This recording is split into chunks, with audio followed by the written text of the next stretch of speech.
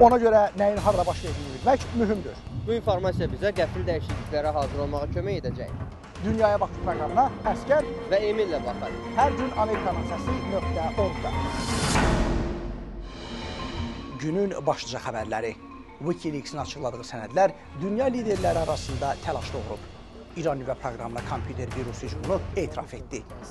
Sabiq səfir Ross Wilson ABŞ-la Azərbaycan arasında əməkdaşlıq perspektivləri haqqında danışıb. Dünya boyu hökumətlər ABŞ səfirliklərindən göndərilmiş məxfi məlumatları araşdırmağa başlayıblar. ABŞ isə Wikileaks veb-saytında məlumat açıqlayan şəxsin cinayət məsuliyyətinə cəlb olunacağını bildirir. Bütün dünya paytaxtlarında səhər qəzetləri ABŞ və onun müttəfiqlərinə baş ağrısı yaradıb. Açıqlanan sənədlər rüsvayçı, bəzi hallarda isə ziyanverici xarakter daşıyır. Sənədlərdə İtaliya baş naziri Silvio Berlusconi qeyri-effektiv, özündən razı adam kimi təsvir olunur. Liviya lideri Məmmər Qəzzafinin kök Ukraynalı tibb bacısı ilə daim müşahidə olunduğu vurğulanır. Belə məlum olur ki, bir neçə ərəb ölkəsi ABŞ-a İranın nüvə proqramının qarşısı almaq üçün hücum etmək yönümündə təzyiq göstəriblər. İran prezidenti Mahmud Əhməd-Neşad ilk dəfə olaraq uran zənginləşdirilməsi sentrifuqalarına kibernetik hücumu nəticəsində zərər dəydiyini etiraf edib. İranın dövlət başçısı deyib ki, elektronik cihazlara yerləşdirilən Stuxnet kompüter virusu sentrifuqalarda müvəqqəti problemlər yaradıb. Bu ayın əvvəllərində İran rəsmiləri nüvə proqramına ziyan dəydiyini inkar edirdi. BMT-nin nüvə agentliyi Tehranın uran zənginləşdirilməsi prosesini dayandırmağa məcbur olduğunu bildirmişdi. ABŞ-ın Azərbaycanda keçmiş səfiri Ross Wilson Georgetown Universitetində ABŞ-Azərbaycan strateji tərəfdaşlığı mövzusunda məruz edib. Tədbir Vaşinqtondakı Azərbaycan Araşdırmalar Mərkəzi və Georgetown Universitetinin təşəbbüsü ilə keçirilib. Hazırda universitetdə dərs deyən səfir Wilson ikitərəfli münasibətlərin bugünkü səviyyəsi, inkişaf və geriləmələrin səbəblərini şərh etdi. Gələcək perspektivlər barədə danışdı. Ross Wilson müstəqilliyini qazanması yolunda Azərbaycanın uğurlarını və ABŞ-la münasibətlərinin strateji tərəfdaşlıq səviyyəsinə çatdığını qeyd etdi.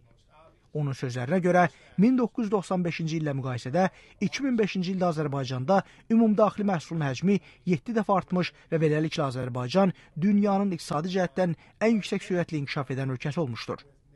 Lakin o bununla yanaşı bildirdi ki, Dağlıq Qarabağ münaqişəsinin çözülməməsi və Azərbaycan torpaqlarının hələ də işğal altında qalması ölkənin inkişafı qarşısında mane olaraq qalır. Ross Wilson münaqişənin nizamlanması istiqamətində inkişaflar və gərginliklərin olduğunu, danışıqlar prosesində problemlərin qaldığını bildirdi.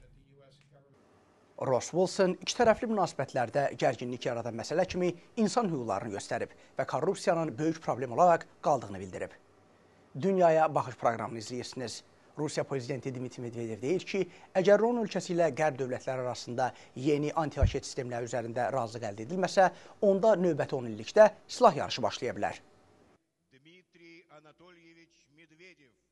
Rusiya prezidentinin ölkə parlamentinə illik müraciətində cənab Medvedev deyib ki, əgər ümumi müdafiə mexanizmi yaradıla bilməsə, onda Rusiya yeni zərbə qüvvələrinin yerləşdirilməsi haqqında qərar qəbul etməli olacaq.